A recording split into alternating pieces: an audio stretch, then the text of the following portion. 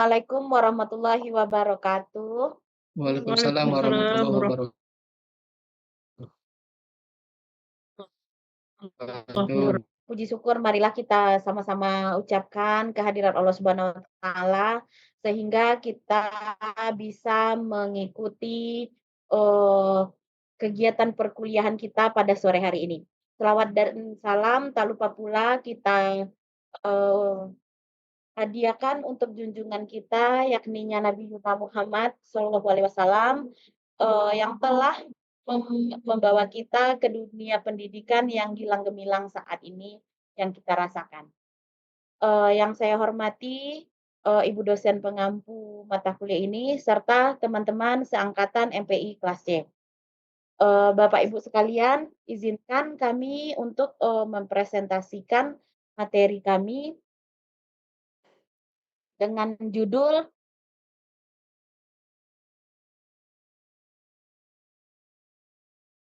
Proses Perencanaan Pendidikan dalam Islam. Saya izin share screen ya Bapak Ibu.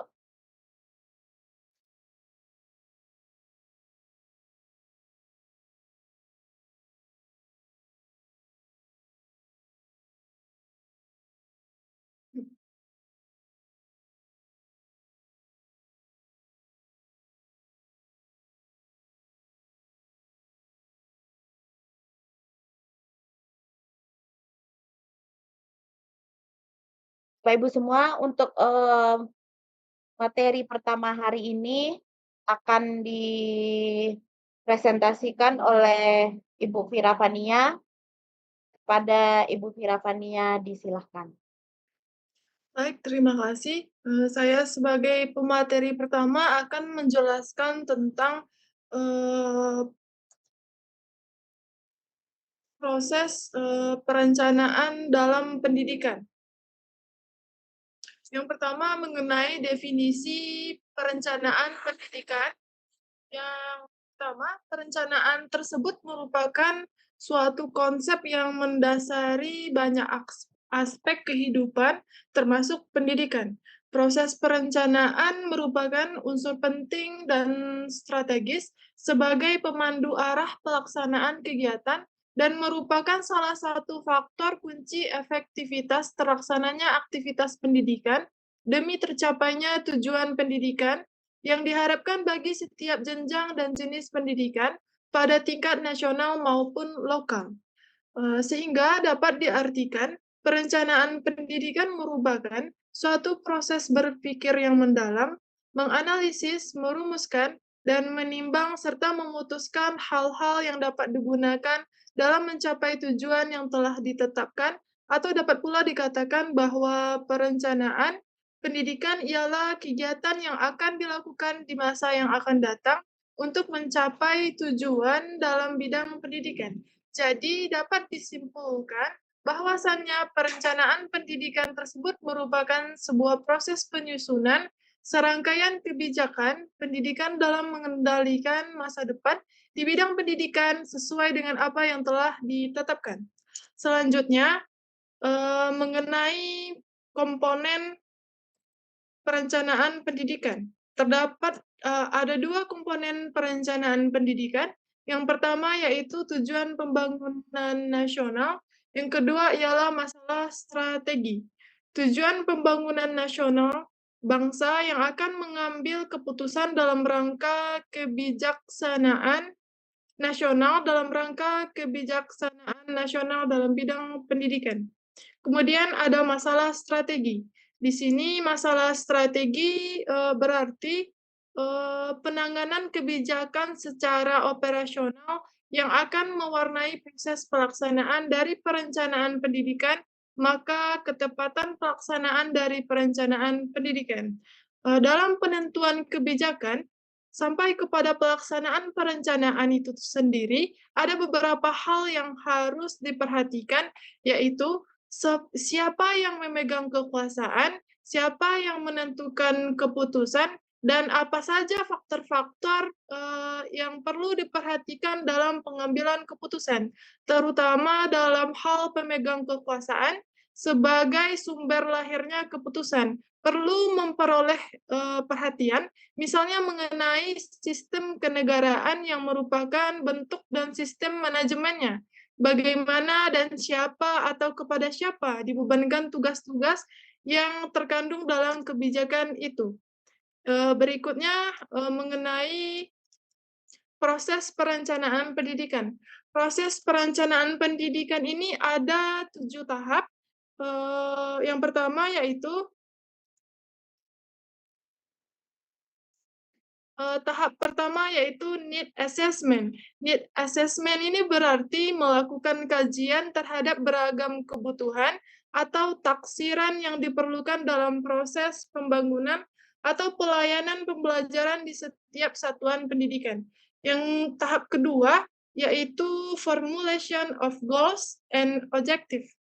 Ini maksudnya perumusan tujuan dan sasaran perencanaan yang hendak dicapai. Perumusan ini tujuan perencanaan pendidikan harus didasarkan pada visi, misi, dan hasil kajian awal tentang beragam kebutuhan atau taksiran layanan pendidikan yang diperlukan. Yang ketiga yaitu policy and priority setting merupakan merancang tentang rumusan prioritas kebijakan apa yang akan dilaksanakan dalam layanan pendidikan. Rumusan prioritas ini harus dijabarkan dalam strategi dasar pendidikan yang jelas agar memudahkan dalam pencapaian tujuan. Berikutnya, pada tahap keempat, yaitu ada program and project formulation. Ini adalah rumusan program, ada proyek pelaksanaan kegiatan operasional perencanaan menyangkut layanan pendidikan pada aspek akademik dan non-akademik. Pada tahap kelima ada feasibility testing, yaitu dilakukan uji kelayakan tentang beragam sumber daya apabila perencanaan disusun berdasarkan sumber daya yang tersedia secara cermat dan akurat. Kemudian akan menghasilkan tingkat kelayakan rencana pendidikan yang lebih baik. Yang keenam ada plan implementation. Ini merupakan tahap pelaksanaan perencanaan pendidikan untuk mewujudkan tujuan pendidikan. Keberhasilan pada tahap ini ditentukan pada kualitas sumber daya manusianya. Sumber daya manusianya dimaksudkan kepada kepala sekolah, guru, komite sekolah, karyawan, dan siswa. Dan yang terakhir ada tahap evaluation, yaitu kegiatan untuk mengevaluasi tingkat keberhasilan pelaksanaan program atau perencanaan pendidikan sebagai feedback, masukan atau umpan balik. Selanjutnya dilakukan revisi program untuk rencana layanan pendidikan berikutnya yang lebih baik. Selanjutnya akan dijelaskan oleh Ibu Mary. Kepada Ibu, dipersilakan. Terima kasih Bu Firavania.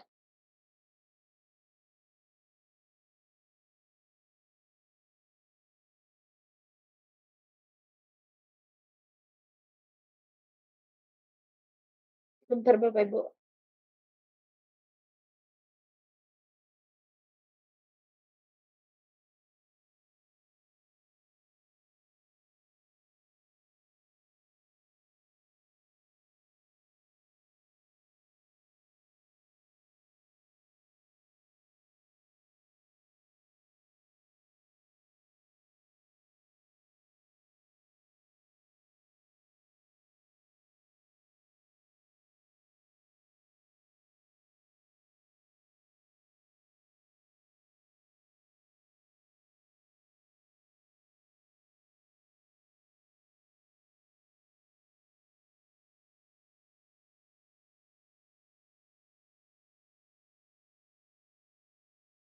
Bapak Ibu, mohon maaf ada sedikit kendala.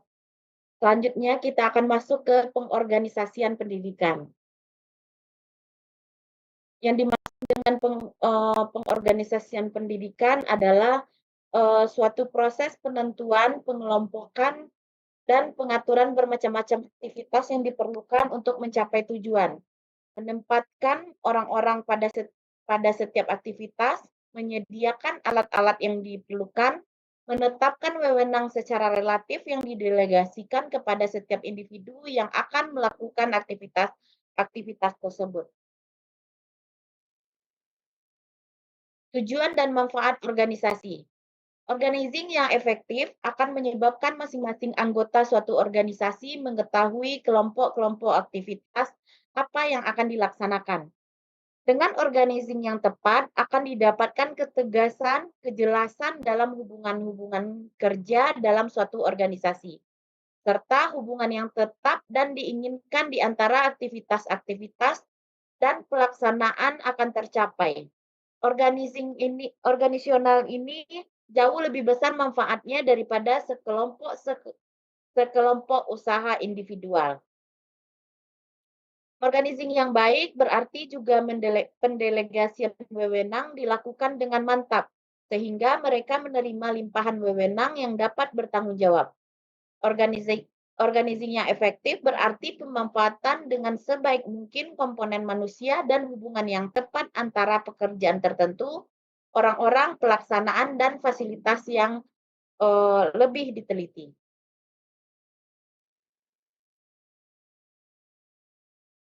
Proses pengorganisasian itu ada 5. Yang pertama, perincian pekerjaan. Yang kedua, pembagian pekerjaan. Yang ketiga, penyatuan pekerjaan. Yang keempat, koordinasi pekerjaan. Yang kelima, ada monitoring dan reorganisasi. Selanjutnya kita masuk kepada organisasi formal dan non-formal. Organisasi sebagai wadah dapat bersifat formal dan dapat pula bersifat non-formal. Masing-masing mempunyai tujuan perbedaan antara organisasi formal dan organisasi non-formal. Terdapat ciri-ciri antara yang formal, organisasi formal. Yang pertama, hubungan individu jelas, terstruktur dalam organisasi. Yang kedua, pemimpin diangkat dengan surat keputusan, ada SK-nya ya Bapak Ibu. Yang ketiga, adanya pengendalian perilaku melalui penghargaan dan hukuman. Yang keempat, kapasitas pimpinan tergantung penghargaan dan hukuman. Yang kelima, resmi. Terus kalau non formal, hubungan individu tergantung kekeluargaan, kedekatan, dan pertemanan. Yang kedua, pemimpin dipilih tanpa surat keputusan. Yang ketiga, pengendalian perilaku melalui pemenuhan kebutuhan. Yang keempat, kapasitas pimpinan tergantung kelompoknya. Yang kelima, organisasi ini merupakan organisasi yang tidak resmi. Pengorganisasian dalam pandangan Islam. Pengorganisasian segala sumber daya untuk mengoptimalkan kemampuan masing-masing pribadi sehingga terwujud kerjasama dalam mencapai tujuan melalui pelaksanaan rencana. Allah Subhanahu wa Ta'ala dalam surat Al-Maidah ayat 2 berfirman yang artinya, dan tolong menolonglah kamu dalam mengerjakan kebaikan dan takwa, dan jangan tolong menolong dalam berbuat dosa dan permusuhan. Dalam surat An-Nisa ditegaskan lagi pada ayat 58 yang artinya, sungguh Allah menyuruhmu menyampaikan amanat kepada orang yang berhak menerimanya. Dan apabila kamu menetapkan hukum di antara manusia, hendaknya kamu menetapkannya dengan adil. Sesungguhnya sebaik-baiknya yang memberi pengajaran kepadamu suatu yang diwakilkan kepadanya dan menyadari benar bahwa ia akan dimintai pertanggungjawaban tersebut di hadapan Allah. Orang-orang yang akan menerima amanah berarti harus mempertanggungjawabkannya kepada Allah dan organisasi yang memberikan kepercayaan tersebut. Bapak Ibu semua, demikian presentasi dari kelompok kami. Mohon maaf jika ada kekurangan dan jika ada salah kata. Selanjutnya kita akan masuk pada tahapan selanjutnya, yaitu kita akan berdiskusi bersama di kelompok ini. Jika ada Bapak Ibu yang akan memberikan kritik atau saran dan pertanyaan untuk kelompok kami persilakan.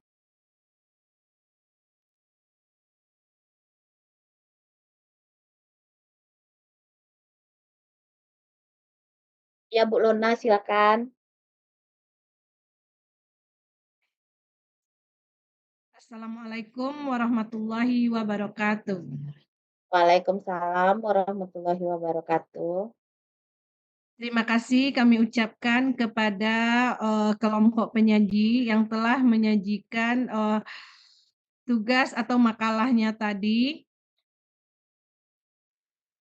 Di sini kami yang pertama sekali ingin menyampaikan apresiasi yang cukup bagus terhadap kelompok yang telah memaparkan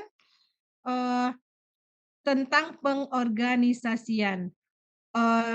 Tentunya dalam proses pengorganisasian ini tentu terdapat seorang pemimpin atau pimpinan organisasi yang memimpin jalannya organisasi tersebut.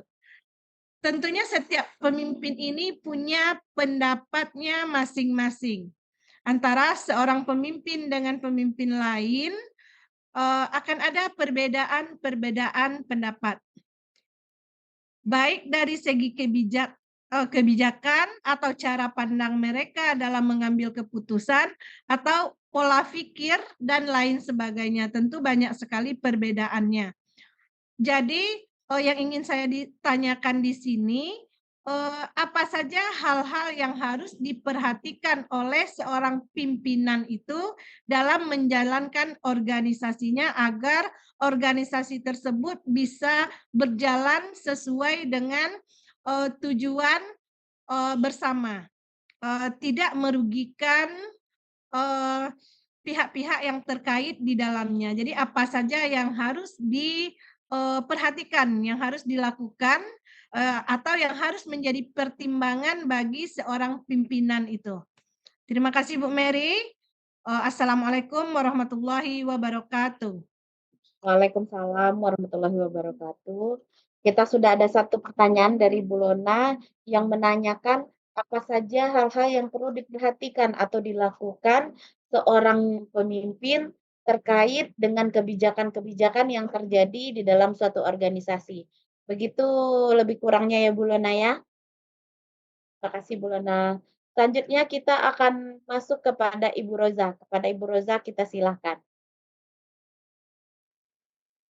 Ibu Menteri, terima kasih atas waktu yang telah diberikan pada pemakalah. Baiklah, pada kesempatan ini, saya Roza Octavia akan menanyakan tentang organisasi di pendidikan normal. Di makalah dijelaskan bahwasanya organisasi dapat bersifat formal dan non-formal. Dan salah satu bentuk dari organisasi formal ialah di sekolah. Bagaimanakah keorganisasian yang baik di sekolah? Ini itu yang bisa saya tanyakan. Saya akan kembalikan lagi ke moderator. Terima kasih Bu Roza dengan pertanyaannya bagaimana pengorganisasian yang baik di sekolah. Begitu ya Ibu Roza? Ya. Terima kasih Bu Roza. Ya, Selanjutnya untuk pertanyaan terakhir ya Bapak Ibu. Silakan Bapak Riki. Bismillahirrahmanirrahim. Terima kasih waktu depannya dari dan Mira. Makalahnya mudah dipahami. Ya. Bukan makalahnya ya, PPT. Tapi ada satu hal atau beberapa hal yang pertama mungkin menjadi sebuah pertanyaan atau pemikiran juga ya, bagi kita semua ataupun saya sendiri itu di slide proses perencanaan pendidikan gitu. Ada 7 tahap kan sebuah sekolah, kita bawa ke sekolah.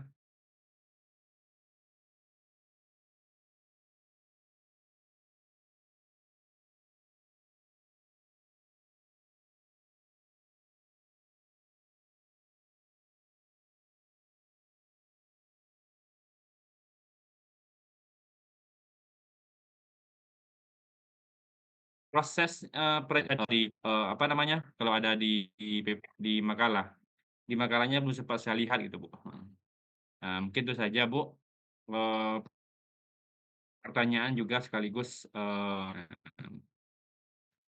nanti kalau bisa menit asesmen tugasnya gitu. Jadi orang tidak bertanya-tanya gitu. Waalaikumsalam warahmatullahi wabarakatuh. Kita sudah ada 3 pertanyaan. Pak Dino nggak Pak Dino nanti ya, Pak. Kita kita coba bahas ini dulu ya, Pak. Bapak Ibu semua, 3 pertanyaan itu nanti akan dijawab oleh Ibu Vira Vania. Pada Ibu Vira Vania disilakan. Baik, saya akan mencoba menjawab pertanyaan dari Ibu Lona. Ya, pertanyaannya yaitu apa saja hal-hal yang harus dilakukan oleh seorang pemimpin saat menjalankan tugas pengorganisasian. Di sini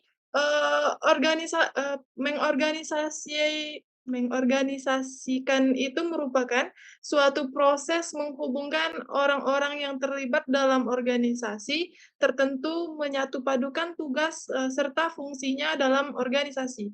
Dalam prosesnya tentu dilakukan pembagian tugas, wewenang, dan tanggung jawab secara terperinci berdasarkan bagian dan bidangnya masing-masing, sehingga terintegrasikan hubungan-hubungan kerja yang sinergis, kooperatif, harmonis, dan seirama dalam mencapai tujuan yang telah disepakati. Kemudian, dalam menjalankan tugas pengorganisasian, ada beberapa hal yang harus diperhatikan oleh seorang pemimpin organisasi. Yang pertama, mungkin seorang pemimpin bisa menyediakan fasilitas, perlengkapan, dan staf yang diperlukan untuk melaksanakan rencana. Mungkin contoh fasilitas yang ada di sekolah, mungkin ruang guru, atau perpustakaan, labor, dan lain sebagainya. Yang kedua, seorang pemimpin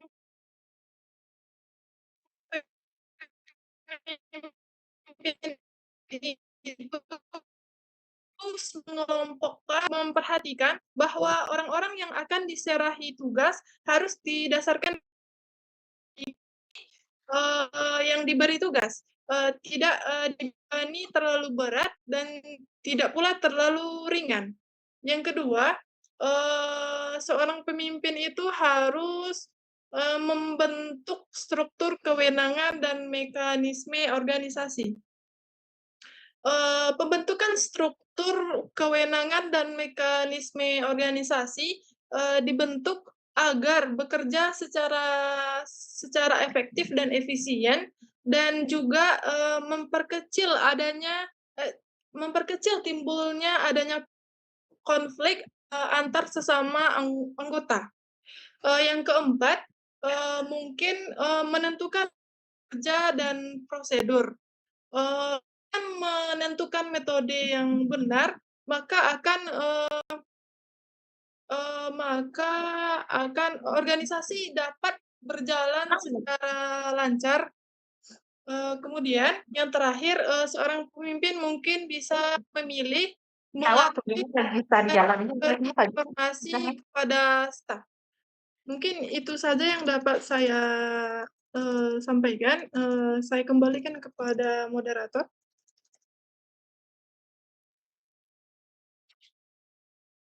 Ibu Vira, bagaimana Ibu Lona dengan penjelasan dari Ibu Vira? Terima kasih atas apa yang telah dijelaskan oleh Ibu Vira tadi. Jadi intinya di sini 5 poin yang telah disebutkan oleh Ibu Vira tadi. Yang pertama adalah menyediakan atau menyiapkan sarana dan prasarana yang dibutuhkan oleh rekan-rekan yang ada di sekolah. Kemudian yang kedua tadi membagi pekerjaan itu sesuai dengan kualifikasi masing-masing. Contohnya di sekolah tadi benar sekali yang dikatakan oleh Ibu Vira, seperti misalnya terhadap suatu program. Ada misalnya program tahfiz Quran, tentunya kita berikan tanggung jawab kepada yang mempunyai kualifikasi di bidang itu. Tidak mungkin nanti adanya persiapan atlet untuk O2SN misalnya kita berikan kepada guru agama misalnya, tentunya sesuai dengan kualifikasi masing-masing. Menarik sekali apa yang telah disampaikan oleh Ibu Vira tadi. Kami ucapkan terima kasih atas penjelasannya. Bapak Ibu semua, jika ada yang ingin menambahkan pertanyaan dari Ibu Lona, disilahkan Bapak Ibu terkait dengan apa saja hal-hal yang diperhatikan atau dilakukan oleh pemimpin terhadap dalam pengorganisasian. Bapak Ibu silakan kalau ada yang ingin menambahkan dipersilakan.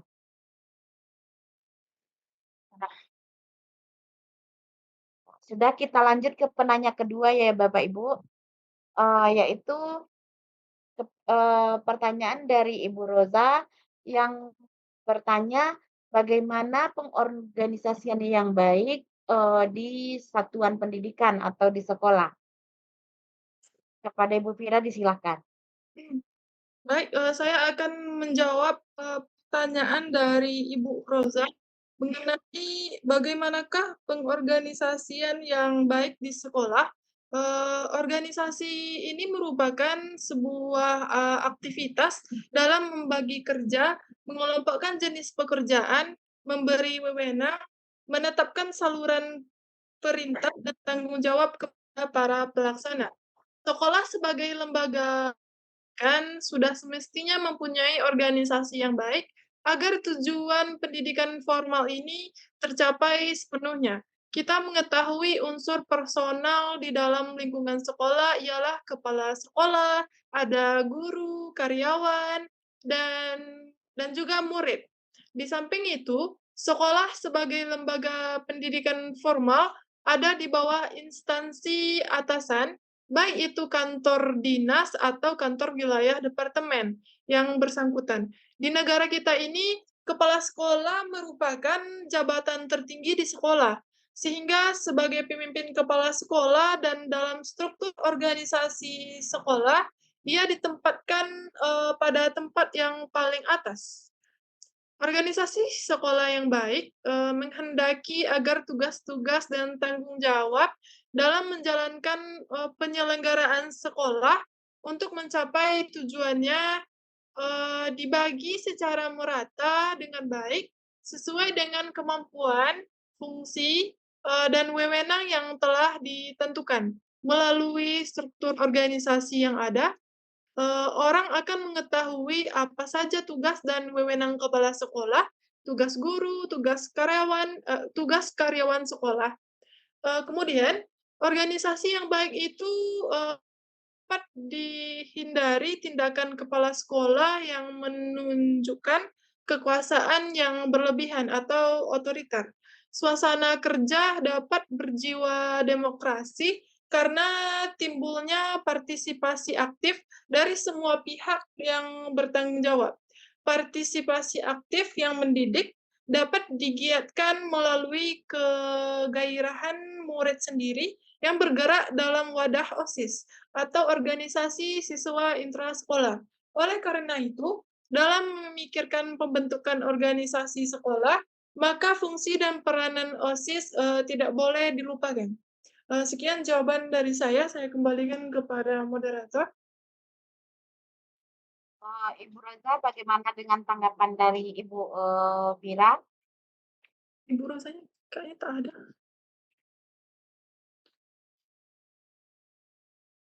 Ibu Rozanya pergi.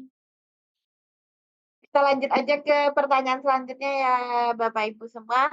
Pertanyaan dari Bapak Riki mengenai proses perencanaan pendidikan yang tadi dijelaskan itu ada 7 langkah dari proses perencanaan. Nah, di sini Bapak Riki minta bagaimana pengimplementasiannya atau kegiatan-kegiatan yang kita lakukan yang biasanya di sekolah yang kita lakukan dalam tahapan-tahapan yang ketujuh itu. Begitu ya Pak Riki ya? Di sini, akan dijelaskan oleh Ibu Ira, silakan. Uni Mira jelaskan materinya, Uni implementasinya ya. Baik, saya akan mencoba menjawab pertanyaan dari Pak Riki, yaitu mengenai proses perencanaan dalam pendidikan. Dalam proses perencanaan pendidikan ini terdapat 7 tahap. Yang pertama pada tahap pertama ada need assessment. Ya, need assessment ini berarti melakukan kajian terhadap beragam kebutuhan atau taksiran yang diperlukan dalam proses pembangunan atau pelayanan pembelajaran di setiap satuan pendidikan. Kajian awal ini harus cermat karena fungsi kajian akan memberikan masukan tentang pencapaian program sebelumnya, sumber daya apa yang tersedia, apa yang akan dilakukan, dan bagaimana tantangan ke depan yang akan dihadapi. Kemudian pada tahap kedua ada formulation of goals and objective. Itu maksudnya perumusan tujuan dan sasaran perencanaan yang hendak dicapai. Perumusan ini harus didasarkan pada visi dan misi dan hasil kajian awal tentang beragam kebutuhan atau taksiran layanan pendidikan yang diperlukan. Selanjutnya pada tahap ketiga ada policy and priority setting.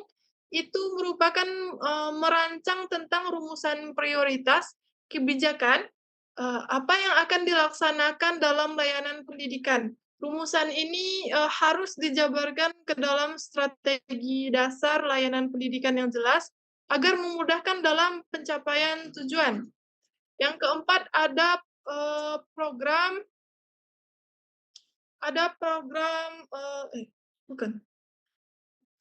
Yang keempat ada program and project formulation. Itu adalah rumusan program dan proyek pelaksanaan kegiatan operasional perencanaan pendidikan menyangkut layanan pendidikan pada aspek akademik dan non-akademik. Yang pada tahap kelima ada feasibility testing. Itu merupakan uji kelayakan tentang beragam sumber daya. Apabila perencanaan disusun berdasarkan sumber daya yang tersedia secara cermat dan akurat dan menghasilkan tingkat kelayakan rencana pendidikan yang baik. Dan pada tahap keenam ada plan implementation, yaitu tahap pada pelaksanaan perencanaan pendidikan mewujudkan tujuan pendidikan itu sendiri. Keberhasilan pada tahap ini sangat ditentukan pada kualitas sumber daya manusianya. Di sini dimaksudkan SDM itu ialah kepala sekolah, guru, komite sekolah, karyawan, dan siswa. Iklim atau pola kerjasama antar unsur dalam satuan pendidikan sebagai suatu tim kerja yang handal.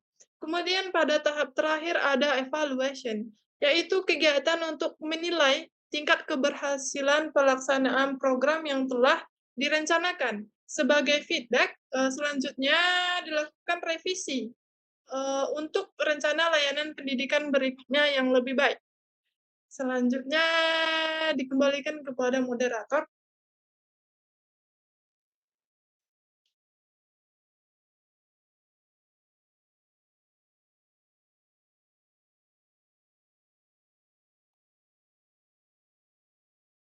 Ini udah siap. Terima kasih Bu Mira.